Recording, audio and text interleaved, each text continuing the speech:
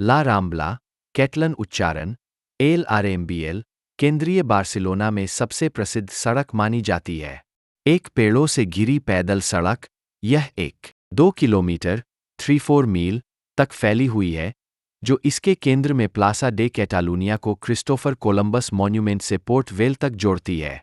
ला राम्बला बारी गोटिक क्षेत्र के पूर्व में और एल रावल के पश्चिम में क्षेत्रों के बीच सीमा बनाती है। ला राम्बला का पथ मूल रूप से एक स्वर्णपूर्ण नाली था, जो आमतौर पर सूखा होता था, लेकिन बहार और शरद ऋतु में कोलसेरोला पहाड़ियों से बहती हुई भारी बारिश के लिए एक महत्वपूर्ण नाली थी। राम्बला, अरबी से रेत के लिए कैटलान, वादी है। इसी मूल से इसराइल के रमला शहर का नाम भी उसी मूल से प्राप्त है। यह इसके उत्तर पूर्वी किनारे पर दीवारों से घिरे शहर को उसके दक्षिण पश्चिम में स्थित एल रावल उपनगर के बसेरों से अलग करता था। 1377 में शहर की दीवारों का विस्तार ला राम्बला और एल रावल को शामिल करने के लिए शुरू हुआ। 1440 में नाला नई दीवारों के बाहर बहने के लिए बदल दिया गया और ला राम्बला धीरे धीरे एक सड़क में बदलने लगी। अगले कुछ सदियों में ला राम्बला बार्सिलोना के शहरी जीवन का स्थापित केंद्र बन गई, जिसे त्योहारों, बाजारों और खेलों के लिए एक लंबी चौड़ी सड़क के रूप में उपयोग किया गया। इस अवधि के दौरान कई बड़े धार्मिक संस्थान भी सड़क के साथ बनाए गए। इनमें शामिल है जेसुइट बेथलेहम मठ और कॉलेज 1553, जिसमें केवल बाद में चर्च बची है, बोकेरिया बाजार के स्थान पर कार्मेलाइट सेंट जोसेफ मठ और सड़क के निचले हिस्से पर एक कैपुचिन मठ। 1905 में ला राम्बला, 1703 में ला राम्बला की पेड़ों की पहली बूंदें लगाई गई। वे 280 भर्ज पेड़ थे और बाद में उन्हें एलम पेड़ों से बदल दिया गया। 1832 में कुछ बबूल लगाए गए और वर्तमान में खड़े प्लेन पेड़ 1859 से सामान्य पेड़ बनने लगे। हाल के कई सदियों में विभिन्न संघर्षों ने ला राम्बला के धार्मिक भवनों पर अपना प्रभाव डाला। सबसे अधिक विशेष रूप से हाल के कई शताब्दियों में विभिन्न संघर्षों ने ला राम्बला के धार्मिक भवनों पर अपना जोर डाला। सबसे अधिक विशेष रूप से 1835 में सेंट जेम्स नाइट दंगों में, जब क्रांतिकारी महाविद्यालय और गिरजाघरों को जला दिया और कई फ्रायर्स को मार दिया गया। 10 और 1939 में स्पेनी गृह युद्ध में, जब बार्सिलोना एनार्किस्टों के नियंत्रण में आया और फिर से धार्मिक भवनों और कर्मचारियों को लक्षित किया गया। साथ ही प्रोफ्रांको बलवान बलों से क्षेत्र पर आर्टिलरी और हवाई हमलों से भी नुकसान हुआ। 2010 तक राम्बला डेल्स एस्टुडिस एक खुले आसमान का बाजार था, जहां पिंजरे में बंद पक्षियों और अन्य छोटे पालतू जानवर बिकते थे। हालांकि पशु संरक्षण कानूनों ने बाजार को जारी रखने में कठिनाई डाल दी। विधान के खिलाफ लड़ाई के बाद बाजार को बंद करना पड़ा। 17 अगस्त 2017 को एक आतंकवादी हमले में एक वैन ने जानबूझकर ला राम्बला पर साइडवॉक पर चलाई, जिससे 15 लोगों की मौत हुई और कम से कम 100 घायल हुए। ला राम्बला पर सबसे स्पष्ट परिवहन माध्यम उसकी भारी पैदल यातायात है, जो अधिकांश चौड़े केंद्रीय पैदल इलाके का उपयोग करते हैं।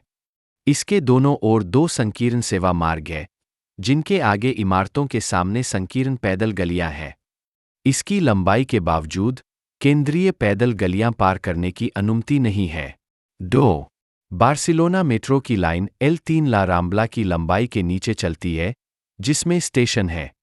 कैटालुनिया, प्लासा कैटालुनिया के तुरंत पास कई मेट्रो और उपनगरीय रेलवे लाइनों द्वारा सेवित एक प्रमुख अंतरण स्टेशन है। लिसेउ, ओपेरा हाउस लिसेउ के सामने ला राम्बला के केंद्रीय खंड की सेवा करता है। ड्रासानेस centre de art Santa Monica के बगल में पोर्ट के पास है। 3 बार्सिलोना बस लाइनें दिन के दौरान ला राम्बला के सेवा मार्गों के साथ चलती है, नंबर 14, 59 और 91, जबकि 3 विभिन्न रात के समय सेवाएं भी ला राम्बला के साथ चलती है, नंबर N9, N12 और N15।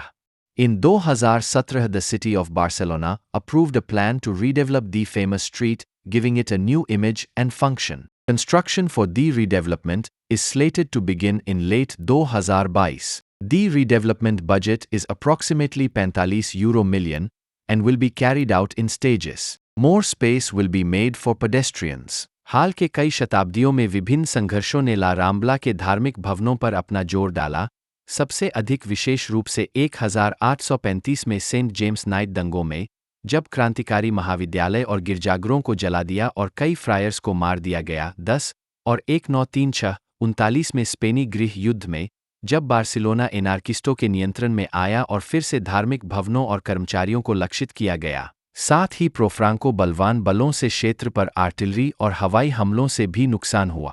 2010 तक राम्बला डेल्स एस्टुडिस एक खुले आसमान का बाजार था जहां पिंजरे में बंद पक्षियों और अन्य छोटे पालतू जानवर बिकते थे।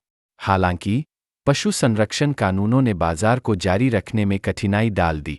विधान के खिलाफ लड़ाई के बाद बाजार को बंद करना पड़ा। 17 अगस्त 2017 को एक आतंकवादी हमले में एक वैन ने जानबूझकर ला राम्बला पर साइडवॉक पर चलाई, जिससे 15 लोगों की मौत हुई और कम से कम 100 घायल हुए। ला राम्बला पर सबसे स्पष्ट परिवहन माध्यम उसकी भारी पैदल यातायात है, जो अधिकांश चौड़े केंद्रीय पैदल इलाके का उपयोग करते हैं। इसके दोनों ओर 2 संकीर्ण सेवा मार्ग हैं, जिनके आगे इमारतों के सामने संकीर्ण पैदल गलियां हैं। इसकी लंबाई के बावजूद केंद्रीय पैदल गलियां पार करने की अनुमति नहीं है। 2. बार्सिलोना मेट्रो की लाइन L3 ला राम्बला की लंबाई के नीचे चलती है, जिसमें स्टेशन है। कैटालुन्या, प्लासा कैटालुन्या के तुरंत पास कई मेट्रो और उपनगरीय रेलवे लाइनों द्वारा सेवित एक प्रमुख अंतरण स्टेशन है। लिसेउ, ओपेरा हाउस लिसेउ के सामने ला राम्बला के केंद्रीय खंड की सेवा करता है। ड्रासानेस centre de art Santa Monica के बगल में पोर्ट के पास है। 3 बार्सिलोना बस लाइनें दिन के दौरान ला राम्बला के सेवा मार्गों के साथ चलती है, नंबर 14, 59 और 91, जबकि 3 विभिन्न रात के समय सेवाएं भी ला राम्बला के साथ चलती है, नंबर N9, N12 और N15।